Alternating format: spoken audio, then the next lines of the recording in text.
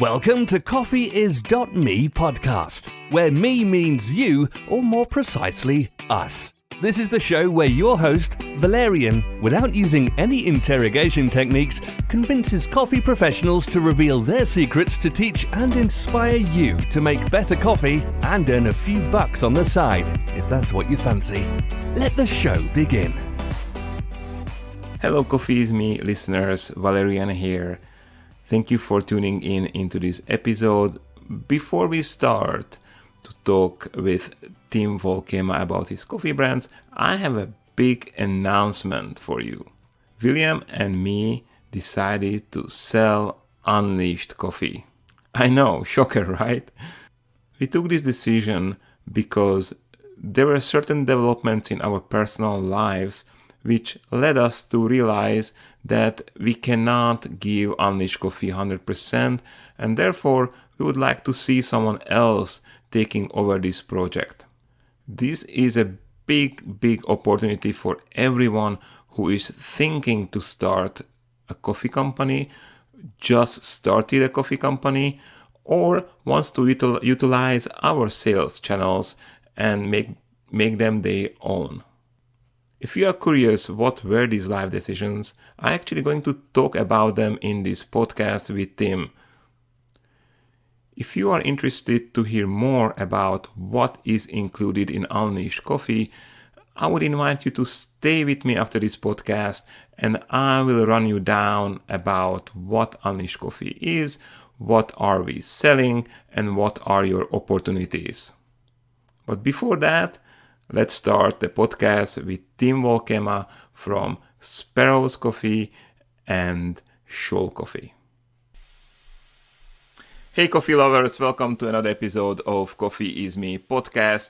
I'm super stoked that you tuned in again, and today, as always, I have again a special episode for you.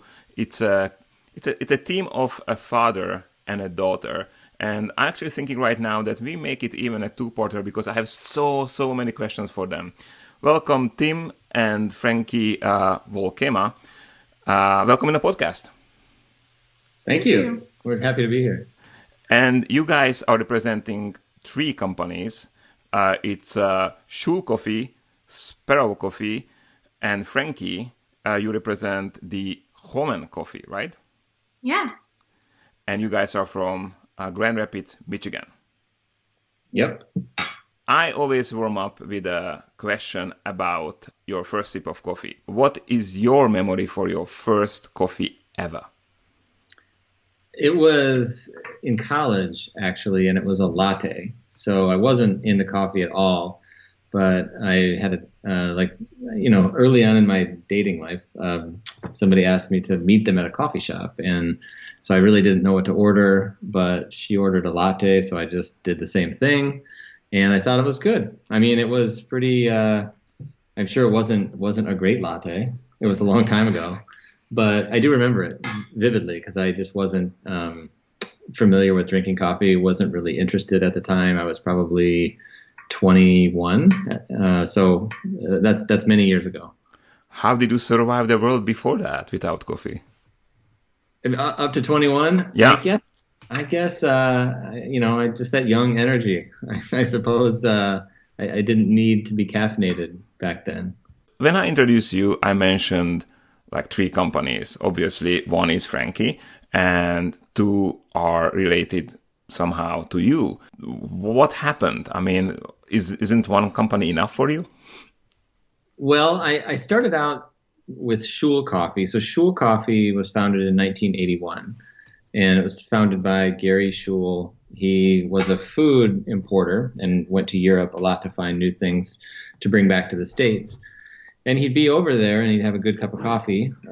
Europe had such a strong coffee culture going way back, where America's is newer. And so he was like, the coffee in America is terrible. And again, early 80s, this was, I mean, Starbucks was, I guess it existed, but it was, maybe one store or two stores at the time. So the coffee culture hadn't really been formed here yet. So he was early, and he started roasting specialty only coffee and flavors and darker roasts, and very much that second wave of coffee. And he was part of that. he was the first specialty coffee roaster in Michigan. And so then he handed the company down to his daughter, Greta, and she ran it for about 15 years. And when she got close to retirement age, a few years ago, I had coincidentally become friends with her nephew when we lived in New York, and kept in touch. And he was like, you should talk to my aunt because, she's looking to retire. And he knew that I was looking for something entrepreneurial to do. And so just he sort of made that match, and then we had a bunch of discussions over the course of a year, and we closed the deal summer of 2017. So it's been about 3.5 years, and then Sparrows was later. So Sparrows was a local brand here, and more like kind of third wave, and they started roasting their own coffee. It was very small, and but we felt that they did serve, while there's definitely overlap in the coffee and sort of the score of the coffee, there's a little bit of a different audience that's attracted to each. And so it felt like a good and smart thing to do to bring that brand on. And so we run it out of the same facility, but we just serve different audiences, I guess, with the two brands. That's awesome to hear. You basically cover your bases. I mean, there's so many times this tension that, between dark roast and a light roast, and most of the coffee nerds, belong to one. But you, as a coffee entrepreneur, you cover your bases with both worlds, I would say. By the way, what's your background, and why did you decide to buy coffee companies and not, let's say, a pizza company or something else? Yeah, sure. So out of undergrad, I was just a management consultant. So I learned how to do some financial stuff. I worked in mergers and acquisitions and in bankruptcy projects. And then I went to business school. I went to graduate school just outside Chicago at Northwestern for 2 years. And then I went to Kraft Foods for 5 years, and I worked in brand management there. So sort of a marketing general management role. And then I started a restaurant, like sort of an Indian version of Chipotle, with a classmate of mine from Kellogg, from Northwestern, and that was out in San Francisco. So we were out there for 4 years, and that still exists. That's called Casa, Kasa. My former business partners own it now, but it's still out there. And then I worked at Amazon for 3 years after that, and I ran a business there called Wag.com, which was part of a subsidiary that they purchased called Quidsy. And so they had diapers.com and wag.com and soap.com. So I did that for 3 years. And then for family reasons, we decided to move to Michigan. So we're living in different places, but my wife's from here originally, and so am I. And our kids were getting to the ages where we thought it would be great to have more access to aunts and uncles, their grandparents, just extended family. And so we moved to Michigan. So that's kind of when I was looking for, like, what am I going to do in Grand Rapids? And there's a lot of family-owned businesses here. And so part of, what we were thinking about is, what if we found one that was good and just had some opportunity to, grow it and take it, but take something healthy and just something with a solid base and foundation and grow it. So looked for a while, and then was doing some other consulting on the side, and ultimately found Schuil, and been really happy about it. Awesome. So there is no, like, a story where you discovered the magic coffee and you decided to go to the coffee lands and you started a company. You just very pragmatically went like, yeah, coffee is kind of cool, and that's what I'm going to do. I will be honest with you. So I love coffee now, and I did prior to Schuil. Like, as an adult and living in these cities with all these great coffee shops and roasters, I definitely fell in love with coffee. But when I was looking for a company, I actually didn't want something that had, like, consumer appeal. I was in this consumer world for so long. I was like, I just want to find a bolt factory that does well, that nobody cares about, because I don't want to be competing against all these ridiculously smart people in consumer business. And anyway, so I was kind of against the idea, actually, at first. But then after touring the facility and seeing, how good of a reputation Schuil had, and then sort of seeing, like immediately I saw some things that could be done to grow the business. And so it worked out, and I'm really glad that it worked out. But that was my ingoing hypothesis was, let's find a business that nobody cares about, not one that is beloved by a community and has a lot of competition like coffee. Wow. I mean, that's super honest, and it's very refreshing to hear. Most of our stories in the coffee industry, we always have something like, I fall in love with coffee and that's why I started to do business. And then many times we are not great at business. We are great at the coffee. And it's also kind of a question in myself, many times asking myself, like, am I a coffee nerd or am I a coffee entrepreneur? I don't know. I'm mostly nerd, unfortunately. I'm sure you're both. And I think I might be both too now. What do you think if somebody today is like, oh, the coffee business is kind of cool, I like coffee, what's better? Is it better to start their own, go through their path, or is it better to buy a coffee company like you did? I think it's easier to find something that's already established. So, for example, Schuil had lots of grocery accounts. Those are difficult to get, but Gary and Greta over the years just developed those relationships, cultivated those relationships.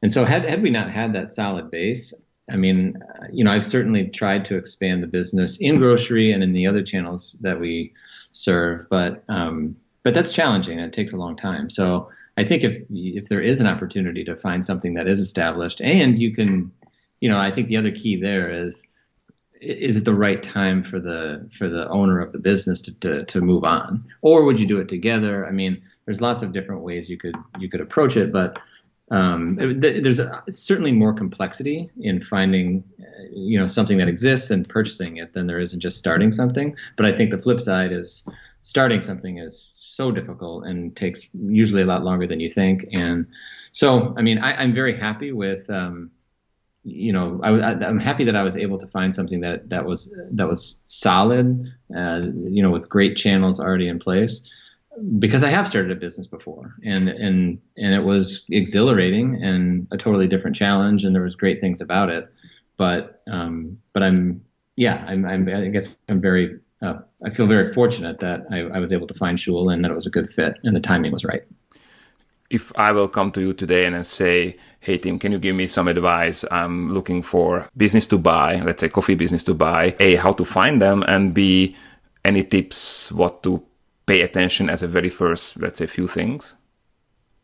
Yeah, I guess I'd back up and say, why do you want to buy a coffee business? Like, do you want to buy a business or do you want to buy a coffee business? And if you want to, if you're really intent on staying in coffee or being in coffee, then I think you just have to get to know roasters and start networking to say who's possibly interested in either taking on a new partner or maybe moving on to a different opportunity and would be willing to sell. And that's, I don't know that there's, at least I'm not aware of, like a marketplace where like roasters just put themselves up for sale.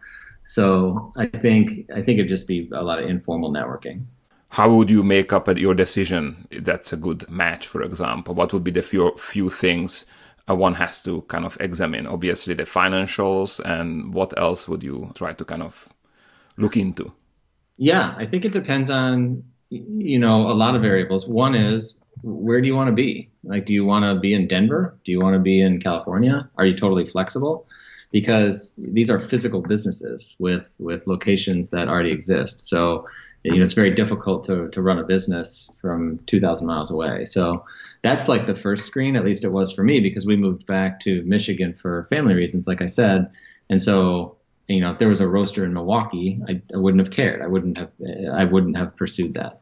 So I think that's one thing. And then the other thing is just size, right? So if usually you buy, a business based on its earnings, and there's some multiple of those earnings that you're going to start negotiating. That's kind of where you would start the negotiation based on the financials of the business. And, what can you really buy? Like, how much access to capital do you have? Do you want to buy something with 100 employees or 10 or 5? That's a personal question, just based on, how much capital you think you have access to, whether it's investors or bank loans or whatever. I think that's another huge factor. Is just size. Is there any very general rule you would value a company? What kind of numbers or what will you look into in order to value a company you want to purchase? Sure. I don't know how far down the rabbit hole you want to get on this topic, but I definitely would start by thinking about a strategic buyer versus a financial buyer. And so a financial buyer is going to be almost agnostic toward what the business is. And they're going to say, okay, let's say, the business cash flows, $100,000, right? So $100,000 a year is like what the business spits out after somebody's running it and you're paying all your people and you're paying your rent and, that's its profit. Mm-hmm. They're going to do 3 to 5 times that number. So 300,000 to 500,000 would be a reasonable number for a business that spits out $100,000 a year in cash flow. But, a lot of these businesses are strategic. And so it's like, well, I can get a lot of savings by combining the two companies into one. And, we only need one roasting facility maybe. And so that's a strategic, that'd be applying, some like a strategic lens to a specific company, in which case you could probably justify a higher multiple. Gotcha. You mentioned that you have these 2 brands and they're very different. One specializing in specialty coffee, second does dark roast. You mentioned flavored coffee. When I started in 2002, I was super fascinated about flavored coffees. I never did them because at that time I didn't know how to do them. But for me, it was like, wow, what an interesting concept. Obviously, today it's less popular, I would say, because we can replace many times syrups and stuff. When you're making coffee, basically add the syrup to the beverage rather than flavoring the coffee itself. But you guys still doing it. How does it do? And are there some innovations? Is there something interesting? Basically, how is the flavored coffee space? I think the flavored coffee space is interesting. I think when you get further down the path of specialty coffee, it's just not as popular. So if you find that sort of goes back to the customer segmentation idea. There's definitely a lot of people who still drink flavored coffee, and a lot of young people too. And so I think what we're finding at least is we have a dedicated audience to flavored coffee, and then we've also got a dedicated audience to non-flavored. But the interesting thing is, especially on the flavored coffee side, I don't think that's the way our customers think about it. They might drink a non-flavored coffee and a flavored coffee, but they might not make the distinction between them as like, oh, one is clearly flavored and one is non-flavored. They might say, well, I really like the Colombian, but I also really like the hazelnut cream.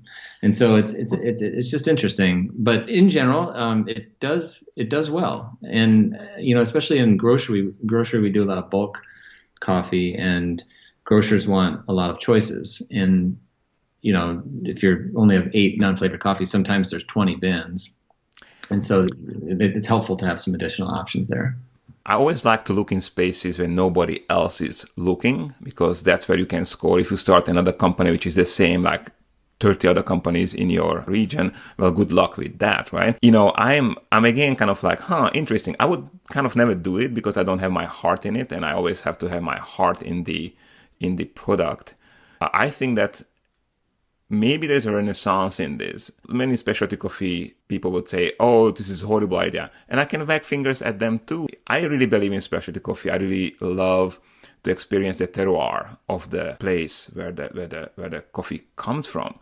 And for that, minimum processing is important. And I don't know if you probably heard that these days, over-fermented coffees or all these alternative fermenting processes like carbonic maceration, etc., are super popular.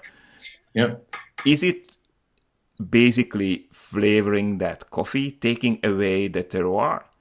In my book, yes. And I know I'm going to make angry a lot of specialty coffee lovers, but it is really taking away the honesty of the coffee. So it happens in the specialty world too. We just call it a different name, I guess. Sure. That's an interesting way to think about it.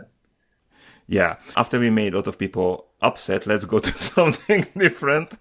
I always like to talk about sales channels. As this podcast goes, I'm really looking forward to this. Which sales channels you guys use and which work for you and which don't? Sure. Yeah, when I joined Schuil 3.5 years ago, I would say the sales channels, the distribution of them has changed a little bit, or I guess I should say the composition of the sales have changed, but we're still in all the same channels. So grocery is a big one. And we're in, bag form, so the 12-ounce bags, and we're also in the bulk bins, and that's just Schuil. So Sparrows is starting to get into grocery, but Sparrows is primarily online and in its own cafe and other cafes. So, but Schuil has sort of the grocery business, the office coffee business, and in there you'd have churches and hospitals and other types of organizations, and then Schuil has its own store that's attached to the production facility where we in Grand Rapids where we are, and then there's an online business, and Sparrows has an online business too, and then Sparrows is also on Trade, which is this subscription platform out of New York. And so that's pretty much, that captures where each of the brands are. I think Schuil is older and more established and thus a lot larger than Sparrows. And so we're trying to figure out where to put our resources to try to grow the most efficiently. And so you asked which channels are working and which aren't. I mean, they're all working. And from a profitability standpoint, they're fairly similar. They're just different in that, like online, for instance, you get all the money. So you don't sell wholesale, you sell at full price, but you're paying for shipping, you're sometimes paying promotions, and you're paying for Facebook ads. And so there's just a different cost structure. But it's funny, as you go down the profit and loss statements of each of the different channels, they're remarkably similar, at least for us, when you get to the bottom. Interesting. Do you guys sell on Amazon? We do. Not a lot. That has been not very successful for us. Because I was wondering that, as a former Amazon contractor, is that correct? You would probably have some secrets for us how to sell on Amazon. I wish. No. They're very automated. So, we're on their marketplace. So they have two different sides of the business. One is direct, like a store, where they bring inventory in and they sell it. So just like you would, put your coffee in a grocery store. The other way is that it's fulfilled by either them or you, but it's on their marketplace. So essentially you set up your store on their site, and then we choose to have them fulfill it. So we send them, a bunch of product, and then as people order, and then they end up sending the bags out for us. But there's a lot of fees as far as that goes, and we've had a little bit of a challenging time getting traction on Amazon. There's just a lot of coffee, and it's pretty competitive. So it's been okay. I mean, I'm glad we tried it, but it has not been the most successful thing we've done. Yeah, with Unleash Coffee, we have the same experience. And not only that, but there were puzzling things like we spend money on advertising, because Amazon wants it. You're basically losing money then. And at some point we stopped it. Our sales were exactly the same. So we're like, what? So it's like, then we just don't spend, money on advertising and we sell whatever we sell. I mean, right. For us right now, Amazon is more moving a stock. Our green coffee that's interesting. That's something we actually make profit on. Not too much, but we move a lot. So that's much more interesting. As you said, there are some amazing companies who do great. And if you if you search on Amazon coffee, they pop up right away. They know some kind of secret formula how to do this, or just spend too much money. I don't know. I was hoping that you tell me. Well, yeah, I think there's a couple things. One is, it seems like the folks who sell a lot on Amazon have been on Amazon a long time. Mm-hmm. So they've definitely been able to build up their reviews and their audiences when it was less competitive. At least that's what I've seen in the coffee category on Amazon. And the other thing is, like I'm thinking of Death Wish in particular. It's just a very specific product benefit. So they have a lot of caffeine because they use Robusta, right? And that has more caffeine. And so their coffee probably doesn't taste, it's not very nuanced in its flavor, I'm sure. but that doesn't matter because they're trying to sell to folks who want a lot of caffeine. And so they have this like super specific product benefit. And if you're looking for strong coffee or high caffeine coffee, they can buy really specific keywords and do well with those. So that's who I see doing well on Amazon. I'm sure there's others who are just regular coffee companies that are doing well that I don't know about, but I don't have definitely not crack the Amazon code, that's for sure. When it comes to Death Wish, it's interesting that you mentioned them. I'm not sure if they're using Robusta, honestly. I think they were claiming Arabica. I don't know. I wanted to have them on podcast. They never came back to me. Tried to kind of really get them because I think that's a super interesting concept. Again, they picked one, as you said, they picked one thing and the strongest coffee. And I was just curious how it works. I think they want to keep their secret for themselves. You mentioned grocery stores, and many people on this podcast, we always talk about them because I have mixed experience with grocery stores. I totally agree with you. To get in is super hard. Some of the people who I interview, they have good success with grocery stores. With Unleash Coffee, we sell some, and we have better month, worse month. Some grocery stores are not even worth it. I mean, the direct sales is always the best through our website, obviously, but it's, we cannot move everything to our website. You mentioned that you have success with grocery stores. What are your, let's say, tips to be successful in a grocery store? It's hard for me to say it's hard for me to give advice on how to build a grocery store business because, Schuil was, again, around at the right time when there wasn't a lot of other higher end roasters. And so they were able to build that distribution during that window, which is great. I mean, I think the way that we're trying to run our grocery business now is we have two different kinds of customers. Some customers we ship directly to, or we drop off the coffee directly. And those are often like high-end specialty markets. And the other type of account we have is through our distributor accounts. So we have a handful of key distributors that we work with, and those end up being really important partners. So a lot of distributors will say, hey, we'll get you into a lot of new accounts. And usually that's not the case. Usually they're going to stock the shelf for you. I mean, they'll sometimes pick it up from your facility, and they'll do a lot of the legwork on distribution, but you're still in charge of growing the business. But we have a couple partners who have really done an awesome job getting us new accounts and have basically lived up to their word in that regard. So I would say, to the extent that you can talk directly with specialty markets, especially if you're selling a higher end product, which I'm guessing a lot of your listeners are, that's great. But then the key piece is to find a couple of distribution partners who you really click with and who can you get behind your product and you trust them to tell the story in the right way. And not that we don't come in alongside those distributors when they're pitching maybe like a larger new account, but finding those partners is really, really key. We also work with distributors, distributor, singular. All they did was basically taking 20% for distribution, which we could do it ourselves in our region. I mean, if they would distribute to other places of the United States, obviously that's a good value. I don't know, is the 20% rate something which works also in your region? That seems really standard. Yeah, that's exactly how we operate. And we don't have any national distributors. It's not that we wouldn't necessarily, but we don't. And so we've got some regional distributors that we work with that are awesome, and we're really happy with them.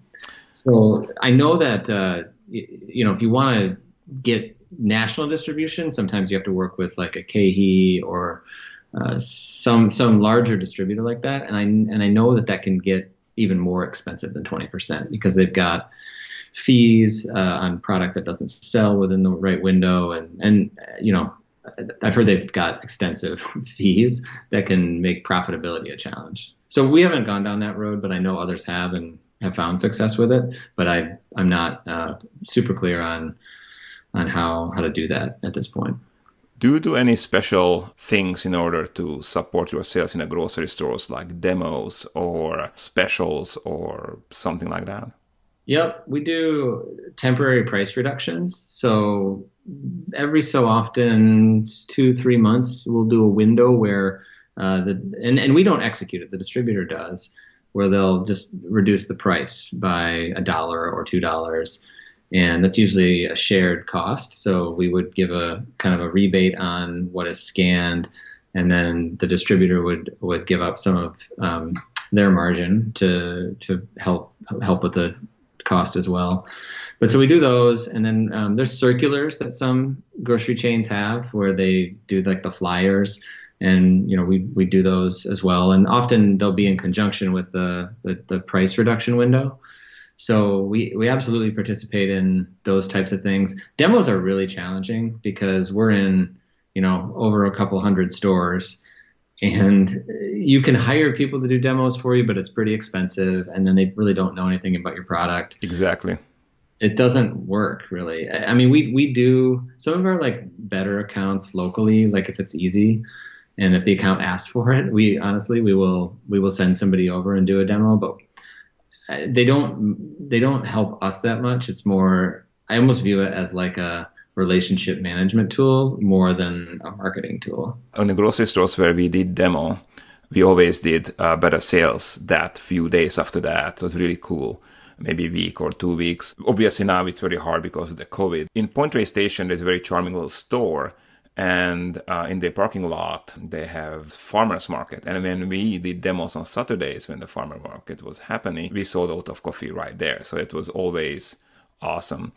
And what worked for us recently is those discounts. I don't know how much your coffee retails for, but our magic number was under $10. As soon as our 12-ounce bag was under $10, going very well. There are some grocery stores where it doesn't move, but let's say one of our biggest grocery stores is Berkeley Bowl in Berkeley, and that was the number. I mean, seriously, the coffee was flying off the shelf. What's your experience in pricing? Yeah, so Schuil and Sparrows are a little bit different. So Schuil is basically $9.99 or $10.99. That's its regular shelf price. It sort of depends on the store, but that's generally where Schuil is. And then Sparrows is more $13.99, $14.99, $15, that kind of range. And yeah, when it's on TPR, temporary price reduction, we don't really do that as much with Sparrows. Like I said, the grocery business for Sparrows is super, super tiny and just getting going. But on the Schuil side, it's usually $2. So it's usually like if it's $9.99 at the store, it'd be $7.99. And we see good lifts. I think you're always running the risk of training your customers to look for deals.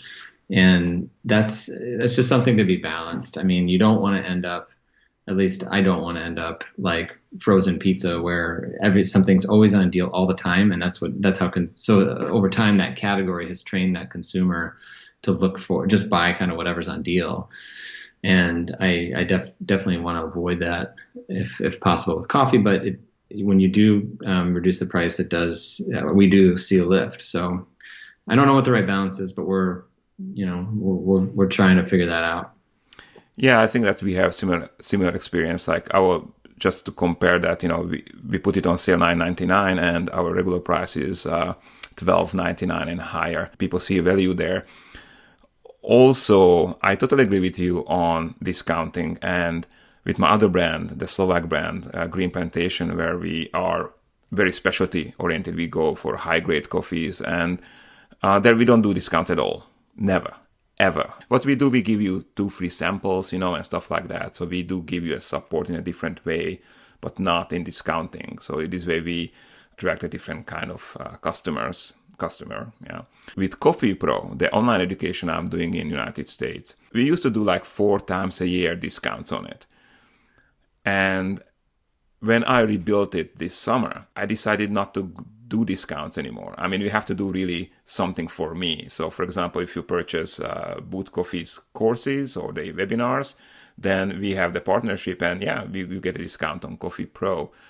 And maybe there will be a discount on Black Friday. So once a year, maybe, because I actually enjoy that part. On Black Friday, it's really fun when people go nuts and buying all kind of stuff, and the same goes for Coffee Pro. But I think that Coffee Pro right now is already amazing value, and giving discounts, it kind of gives you different feel about the brand and the product. So I have this question in myself too, and I'm playing in different brands with different pricing and discounting. Oh, you mentioned trade. I did try to sign up with trade once, was not successful. How did you get in?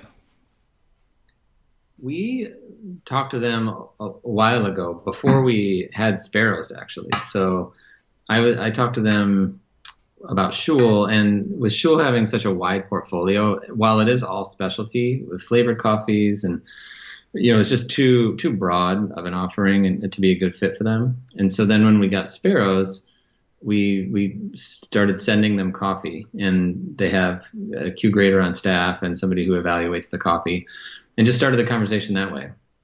And so it was a long process, but ultimately they decided to pick us up. I think they really liked our packaging too. So we redesigned. The first thing we did when we acquired Sparrows is to redesign the bag. And it was just sort of a brown bag. It wasn't nothing wrong with it, but it wasn't next level, and we felt like it needed to be.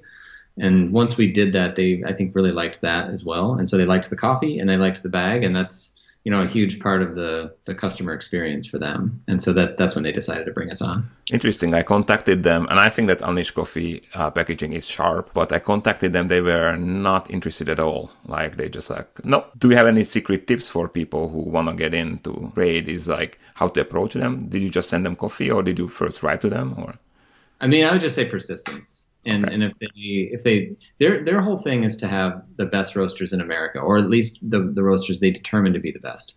So it's really up to them to decide who they have on their platform. And I would argue we're pretty easy to work with. We're pretty transparent. So when we were figuring out what we would charge them for the coffee, like, I was pretty open with them about what our costs are, and just so we wouldn't, wasn't, super cloak and dagger, like, we want, we want you to pay us this much for each bag, and I'm not going to tell you why. And so we tried to just be open and persistent, and so that's the advice I would have. Excellent. Now the $1 million question is, like, if you would have to give 3 tips to somebody who want to start new coffee brand, what would that be? I would say that the product is really important, but it's almost, it's like an ante, like it's a baseline, right? Like, you have to have, if you're starting a specialty coffee company now, there are so many that I think you just have to have good product, for sure. But I think just having good product is not nearly enough. And so you need to have a point of view, like you need to figure out where you sit in the marketplace. And so that needs to be reflected in your story and your packaging, and sort of the overall experience and your marketing, right? Like, so what you're doing with organic social on Instagram, and maybe you're on Facebook too, or whatever platforms. It's all got to tie together, because I think if people are paying a premium for something like coffee, they want something behind it, and they want to sort of be excited about not only the way it tastes, but they want to be excited about purchasing it, and to get them excited about that. I just feel like there's so many good coffee companies out there. It's incredible. Like, I'm a subscriber to Trade just so I can try tons of different coffees, and it's great. Like, I'm just consistently impressed by all the other roasters throughout this country, and so I guess put it this way: I'm not sure I would advise somebody to open up a coffee company right now, unless you have a really specific reason to do it. One of my favorite questions is, if I would give you $10,000 today, what kind of coffee business would you start?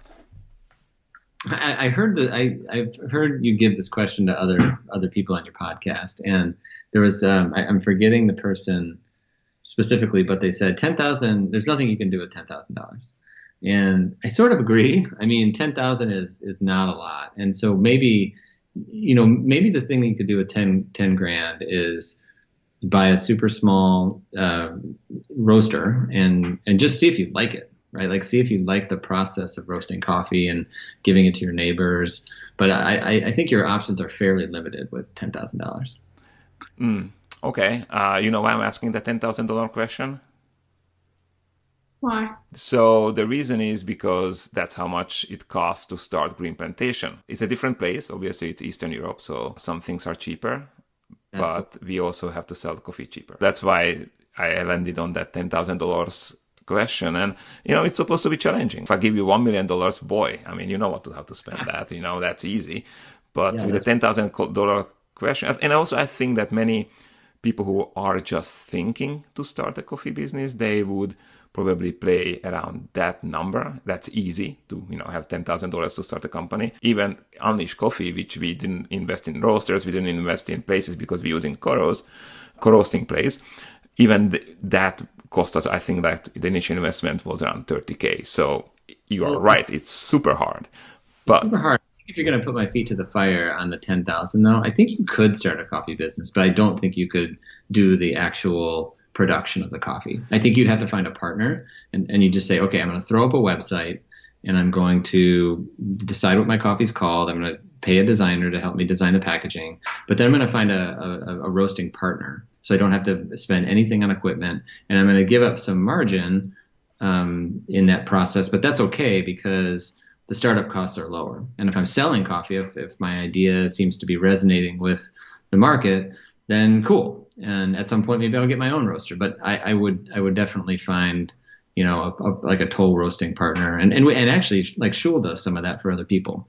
And that's it. So if you want my real answer for 10 grand, that's probably what I would do. I recently had a consultation with one young person from Arizona who is planning to start a coffee business.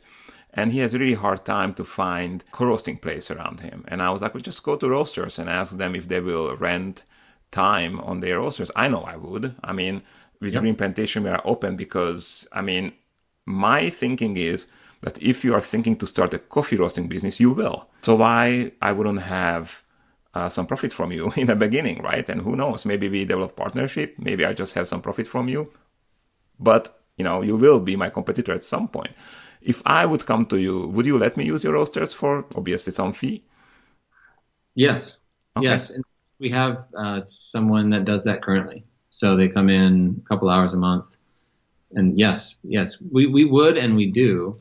And because I totally agree with you. Like, I think it's okay if they become my competitor. It's a big category. And I've found the people in this industry to be so open, helpful. It's been amazing. And I feel like I want to be that way as well. Seems not in Arizona. I mean, he has a really hard time. And I would be so willing to kind of explain to these roasters, he's going to be a competitor no matter what. So there's few benefits from it. One, you can learn from things from a fresh brain, because obviously you do your job your way and somebody comes with new ideas. So you can get inspired, not steal his idea, but get inspired and maybe do something else too. Maybe you find an amazing partner. Maybe, if nothing pans out, again, you have the profit for the first year, 2 years, 3 years. I don't know how long they will use your services. And fourth, coffee roasting business is not easy. It's not like you're going to be millionaire, from one day to another. Maybe the person decides, no, I don't really want to do it. So, there are few benefits you can have from this kind of relation. And, I'm totally open to that. Yeah, I totally agree. Do you have any question for me? Sure. I'm curious about this podcast. You've been doing it for a while. What do you feel like you've gotten out of it? And are you happy with the time you spent on it? Oh boy. I am happy to spend time on it because I enjoy talking to you guys. In my life, usually I'm introvert, so I'm not in the cool societies of the coffee world. And this podcast kind of helps me to get into these worlds. I can talk to you, I can talk to interesting people in the coffee industry and share wisdom, which is really, it's amazing. Like the ideas I got from these podcasts are just worth every second I spent on it. That said, people maybe notice there are sometimes times when I stop doing podcasts. There is no podcast for, a few months, 6 months, maybe even a year sometimes. It's when I get really busy in other projects. I'm in a crossroad right now. This year I'm making a lot of decisions, like what is important in my life, because I cannot do everything. It's just not possible. I'm getting older, and also I feel that not everything I can give 100%. Sometimes not even 30%, and that's not good. So I actually, in the beginning of this episode, there'll be an announcement about Unleashed Coffee that we are selling it. And that's why I ask you so many questions about selling the coffee brand. So kind of like aligns with it. And the reason is because we realized that, William, my business partner, he does green coffee and he has his farm and he wants to focus on that. Plus he has a job in the United States where they had to let 50% of people go. His nonprofit had to, let most of the people go, and he has to kind of pick up the slack there. So he wants to focus on something else. And in my case, I decided that I really want to focus a little bit on this podcast and also the Coffee Pro, the online education. That's something really interesting. And maybe other things which are related to this kind of like online coffee business, either education or just, podcasts and stuff. So that's a long answer, right? But no, it's great. It's great. It kind of led me to the other question I had, which is, what are you more passionate about, roasting and selling coffee or coffee education? I'll be very transparent about this. I love to roast. For me, going to roast on let's say I roast weekends now, it's a turning off the time. I'm in a place, I'm myself. I love the roasting experience. It's awesome. I'm okay with sales, but I cannot make enough that I can call it a living for my family here in the United States. In European business, it's different. I guess I still have my I can understand the people in Central Europe more. I can talk to them about that coffee more than I can in the United States. And I don't know why. Why is that? I don't know. Because I don't see that big difference between people. But again, United States, for me, communicating this coffee thing is much harder to generate sales. But, again, life priorities means that I have to decide what I want to do in my life. So I guess the roasting will go, and I'll stay with this podcasting and writing content about coffee mostly. But sometimes, there's a little devil in me that, maybe a wine podcast and supporting my homelands with promoting Hungarian and Slovak, Central European wines in the United States might be a good idea. But anytime that little devil talks to me, I kind of slap him that, hey man, when, so I don't know.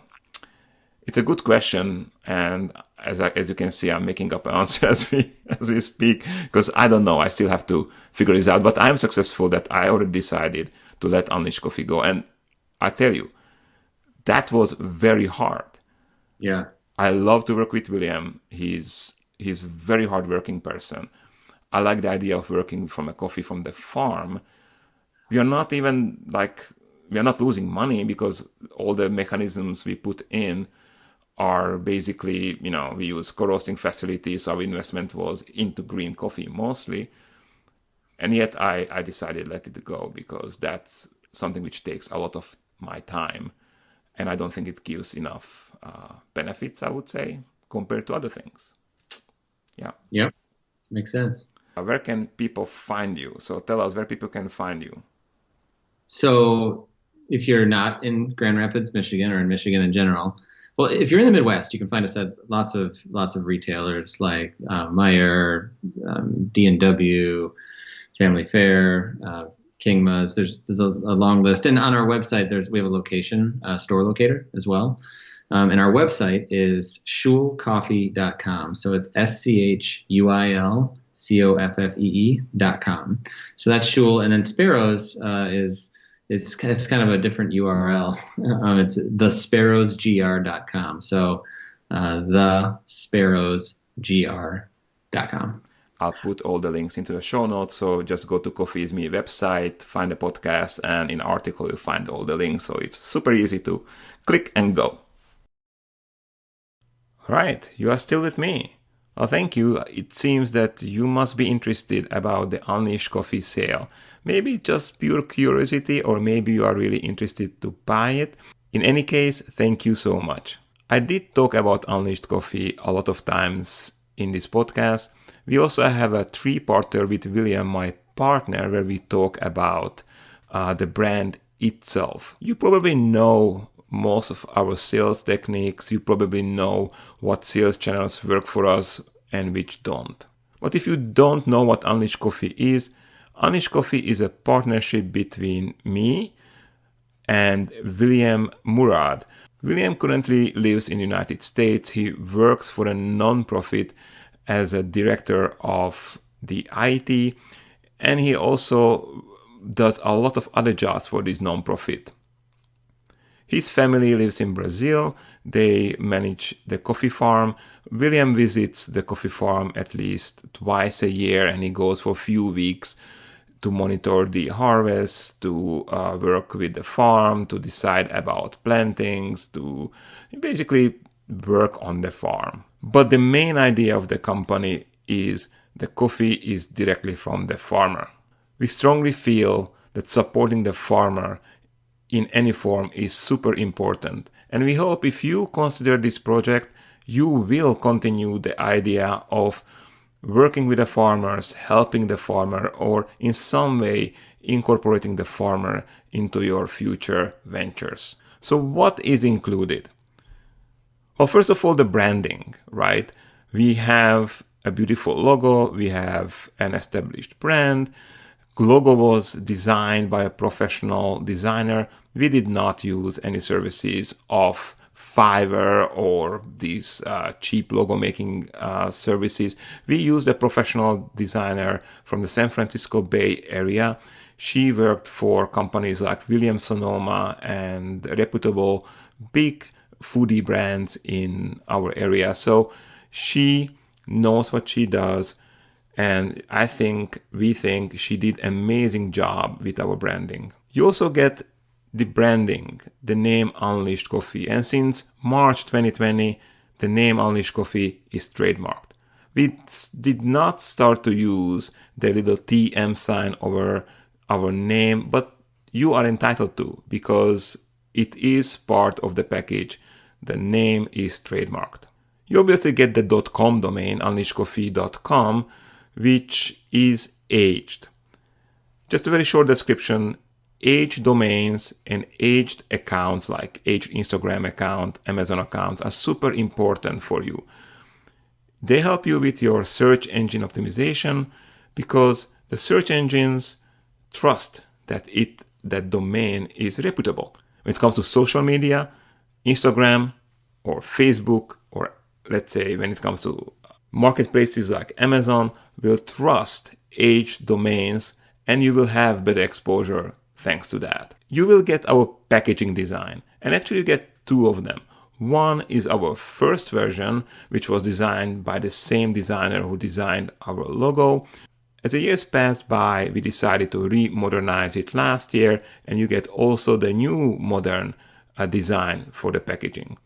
And with that, you also get some of the packages, because we are not going to use them. So you will get around 2,000-3,000 12-ounce packaging professionally printed. You also get other little branding things like, for example, our stamp, which we use for 2-pound craft packaging, labels, and then obviously the designs.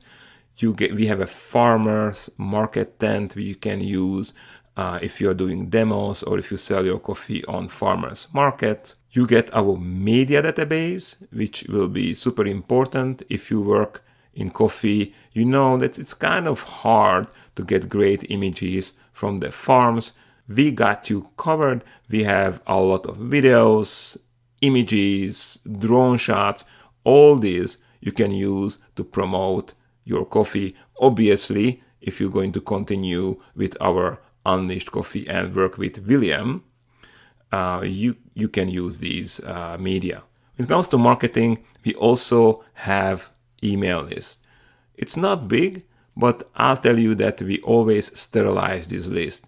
Sterilization of the lists means that you get rid of all the people on your email list who are not clicking your links, they are not opening the emails, so you only keep the people who are relevant to your brand and they create conversions, what means that actually they buy coffee from you. You get all our know-how, obviously from branding, where to print your packaging for very cheap. William is super vigilant when it comes to finding the best deals. You get my roast profiles and you get everything we know about our brand. You get all our social media accounts. And again, these are aged. You get our Instagram account, Facebook account, YouTube account, Google Business account, and Yelp. Instagram, Facebook, YouTube, and Google Business account, they do have followers or reviews, and all these are super important for your brand. Even if you don't consider buying Unleash Coffee, as a gift to you I give you a tip that if you don't have Google Business account, you're losing out big time. Google Business account is super important so you can showcase your brand for potential customers. Just Google any brand in your area and see what pops up. In the main search, you will see probably like 2-3 ads, and after that you see the search results. You probably will not score there. Those are already highly established SEO accounts. On the right side, you see a kind of a little square with one brand and maybe other brands as a suggestions under it. And these are usually from your region. And here you will score. Here people will see your business account. If you set up some amazing pictures, you see them. If you have reviews, you will see them. If you have some announcements, you see them. So working with the Google Business account is super important, and we did. We have some reviews, we have some images there, so people can check you out. Same goes for Instagram. I think we have around 1,100 followers. To get to 1,100 followers today is super hard. You get it. You will not have to work for 2 years or finding fake followers. These are all real followers. These are all people who followed us throughout the 4 years we were selling coffee. But let's go to the main part, the sales channels. I guess you guys really want to know about our sales channels. I'm going to divide these into 2 parts. One part will be online sales channels and one part will be offline sales channels. On the online sales channels, you obviously get our website, unleashedcoffee.com. We built it on WordPress and WooCommerce, and we implemented the most modern marketing techniques, including pixeling, abandoned cart reminders, and there is much more. And it really depends on your future business model, what you want to implement. And I am here to help you with this. We figure out what you want, and if you buy the coffee brand, I'll be there with you holding your hands, and we set it up so it works best for you.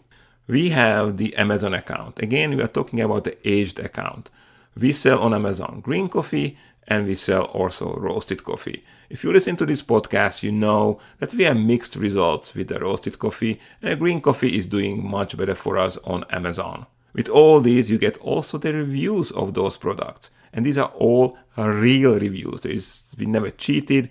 We never tried to play the system. We really believed that we want to stay on Amazon. And, if you do kind of tricks, Amazon can disable the account. We never did that. It's all age. It's all organic. Fulfilled by Amazon means that we roast the coffee and package the green coffee, send it to Amazon warehouse. And when people buy it, then Amazon is the one who fulfills the order. It has advantages and disadvantages. The advantage is that once you create the product, you send it in and you don't have to deal with this anymore. You are done, and Amazon is usually doing a great job distributing that product.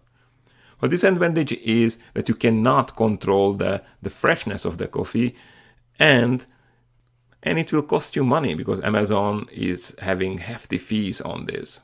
That said, you have to look into numbers and make sure that this is worth for you or not. There's a lot of brands on Amazon who are doing amazing job. Maybe you will do better job than we did. Again, for us, it is worth it, but it's not the best. We have other experimental online accounts, aged online accounts like Etsy. You actually get some reviews there. That's kind of cool. Etsy used to do much better for us than now. We don't know what happened. They probably changed the algorithm. I know that they want you to ship for free. So there are opportunities on Etsy. I personally really like their system. I really like their online shop experience, the back end and the front end. So that's something which Again, we can talk together and figure out maybe something for you. We do sell on eBay. eBay is not doing great, but there are plenty of people selling a lot of green coffee on eBay. And maybe that's another opportunity for you. We did not spend too much energy into it. We just tested it. We sell on the Spin, which is a marketplace of a coffee maker. I think it's a super interesting concept. There were some issues with the Spin for us. The main issue was that the notification about sales did not come, only the reminders. That meant that we delivered coffee usually late, which I hated to do, and I did not know how to fix that. The notification come to us in time, so we paused that marketplace. We just postponed it. If you guys want to continue that, obviously you can figure it out. Another opportunity for you. And finally, we also use RangeMe. RangeMe is a platform where wholesale is happening. So grocery stores are looking for products on RangeMe and they're supposed to find you. We have mixed feelings with RangeMe. We used to be a paying member. It's not cheap, it's pretty expensive. And as a paying members, we did not have enough accounts to justify that cost. As a free account, it's there, and here and there we get a grocery store who orders from us as a test, but unfortunately, usually it's out of our area and we cannot do the full support like tastings or talking to them and kind of like building the whole thing together. Again, it's up to you. I would recommend the free account. I would not recommend personally the paid account. All right, so these are our online sales. Let's talk a little bit about offline sales. And this can be an amazing asset for you if you are in the San Francisco Bay Area. We have 7 grocery stores. And you can think about grocery stores not only as a sales channel, but also as a reference. Especially with our top selling grocery stores, and that's Berkeley Bowl. Berkeley Bowl is, I think, the best grocery store I ever seen in my life. As other people go to Lake Tahoe, me and my wife, we visit Berkeley Bowl as a tourist destination. The selection of produce, wines, cheeses, you name it, it's amazing. And we just love to be there and shop there. So once we got there as Unleashed Coffee, I was super stoked. And we see that customers of Berkeley Bowl gets us. That's probably our best grocery store experience is Berkeley Bowl. So we are in both. There are 2 Berkeley Bowls in Berkeley. You get into both of them. And let me tell you, to get into grocery stores is not easy. To get into Berkeley Bowl is almost impossible. Then you get 5 grocery stores in Marin County. These are grocery stores we started with. Some of them doing good, some of them are doing okay, and some of them are not doing anything for us right now. We don't give up because we already have the shelf, so we never give that up. It's an opportunity for you to figure it out, to hack the code, and maybe do better than us. Again, we will be with you. We will help you. We will tell you everything about our experience in these grocery stores so you can develop your own strategies and maybe you do better than us. All the sales numbers, how much we sell in these grocery stores, will be available to you if you contact me, and I prepared a document which I can share with you and you can look closer into these numbers. Except these grocery stores, we also have smaller accounts like Brazilian Breads. It's a chain of 2 small stores. They sell Brazilian breads and snacks, and they also use our coffee. They order here and there. It's really up to you to keep the contact, to reinitiate the relation and make best of it. There's also a catering company which works with us. Unfortunately, they did not order for a while, mostly because of the COVID situation. And we hope that when this situation is figured out, you can reinitiate contact with them. They really love what we do, and we really love to work with them. If you follow Unleashed Coffee on the social media, or you know that we are providing coffee for a Pink Owl cafe in San Rafael. That's true, we do that, but that account is not part of the sale simply because we know that Pink Owl is working very hard to start their own roasting operation. Most likely they will start it very soon through co-roasting. So we cannot promise you that that account will be yours. Today they are ours, but I have to be 100% transparent with you that that account most likely will not, or actually 99% it will not yours, just to be 100% transparent. Finally, we have also a growth idea for you. It's a concept we were developing for a past year and a half. When we developed our espresso blend, we realized that it became super popular. With this profile, I came back to my youth when I enjoyed my European espressos, which were not harsh and bitter because of the dark roast, but they were not sour and acidic because of the very light roast. I think, personally, selecting the right coffee for the espresso is the key for having it nicely balanced. And Brazilian coffees give you this opportunity. They are nutty, they are chocolatey, and you don't have to roast them dark in order to lower the acidity. Brazilian coffees are naturally low in acidity, which in filter coffee many times we mind, but in espresso, I think that's perfect. Also, most of sun-dried naturals from Brazil give you a lot of crema. And I know many of you think, oh, crema is not that important, doesn't taste very good, but it's important visually. And if you are in a cafe, you're not selling only great coffee, but you're also giving a visual experience. The same goes with super automatic espresso makers. When people are at home and they press that button, there's not too much adjusting grind and everything. It's just simply a coffee comes out, and if there is crema, they love it. So our espresso became very fast, very popular between people.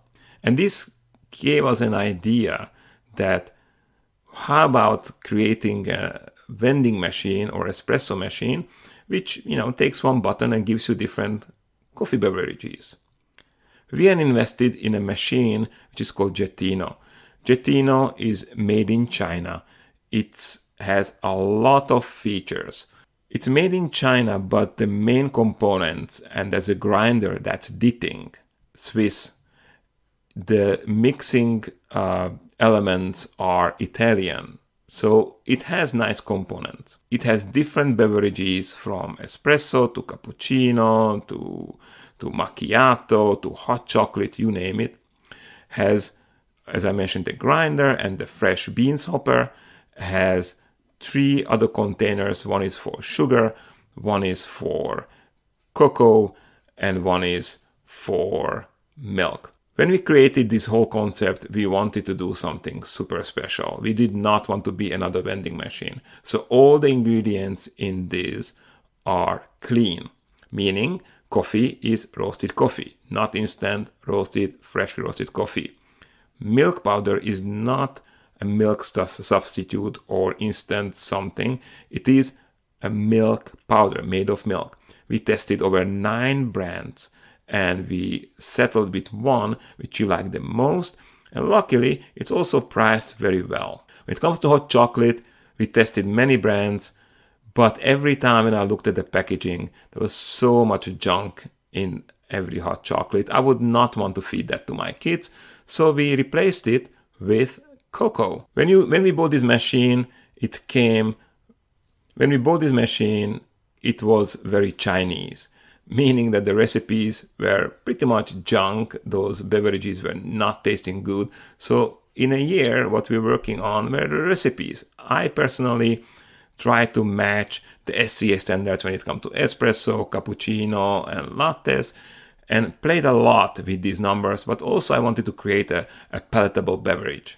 And it took a year, not because I was playing with it for a year, but we also did a lot of tests on people. We did these small focus groups where people tasted the beverages and gave us feedbacks. If you would see, this machine has a lot of options. You can adjust the amount of sugar, the milk, the coffee, and also the customer can do the same. So it is a very complex thing. Also, there's an option when you can charge by the amount of beverages because it counts it, but also you can add this little credit card reading machine. I have also for you the business model of this. So you can look at the numbers and you can look how much money you can earn with a machine.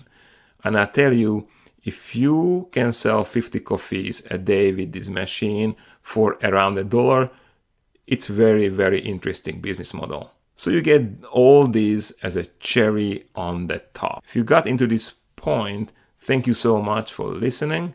I hope we inspired you or at least created a curiosity. All this is included in the sale of Unleashed Coffee. Plus, obviously, you get our support. We want you to succeed. We don't only want to sell you the company, we want you to succeed. We also have some green coffee for you if you want to buy it. That's separate, obviously. And I hope that you will cooperate with William and his farm in the future, because that would kind of make sense. But if you don't, if you want to know only our sales channels, you are welcome to give us an offer too. So what is the value of this all? How much does it cost? Well, it's hard to determine. It depends on your needs. Tim, in this podcast, he told it very beautifully. It depends what you want to do with a brand. Are you buying only the business? Are you buying the concept and the business? Or are you buying into concept, business, and future profits? And we hope after you review our document, you will come up with an offer. This sale is time sensitive. We want to finish the sale ASAP, ideally before December, because William is going to his farm in Brazil, and the transfer would be much easier if you can start it from New Year's. If you want to look into our general numbers, if you want to know which source sells how much, if you want to have a list of links I mentioned, you are more than welcome to get our document. Please contact me via my email, valerian@coffeeis.me. You can also contact me via our Unleashed email, valerian@unleashedcoffee.com. You can also contact me via our website. You just go coffeeis.me and fill out the contact form. You can find me on Facebook and we can chat via Facebook. Just drop me an email that you have a serious interest and I will provide you with a document where you can see a little bit more into the company. And at the very end, I want to emphasize, this is a unique opportunity for you if you are thinking to start or just started a coffee company. You get into these sales channels right away. These are channels which are very hard to get in. I'm talking about the grocery stores, Amazon. You save time with aging your domain because you're going to have one. You get a professional branding. You save time on your developing on your first customers on a social media. Thank you so much for listening to the end of this segment. And I'm looking forward to answering your questions and getting your offers, obviously. Talk to you in the next podcast. Until then, have a great time. Bye.